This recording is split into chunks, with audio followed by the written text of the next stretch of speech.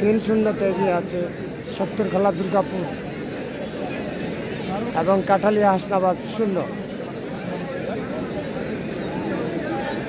যে যারা আমাদের সাথে যুক্ত আছেন লাইক কমেন্ট শেয়ার দিয়ে অন্যদের দেখার সুযোগ করে দেবেন। আমরা ইতিমধ্যে দেখতে পাচ্ছি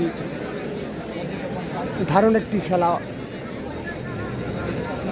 উপহার দিচ্ছেন রংপুর শান্তিপুর। আমরা দেখতে পেলাম 4টি খেলায় এবং সজীব 4টি খেলায় চোখের পলকে পরাস্ত করে দিল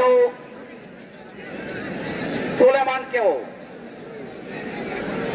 সজীব এবং দুলালের হাত ধরে 4-0 এগিয়ে গেল শক্তি আর খোলা দুর্গাপুর।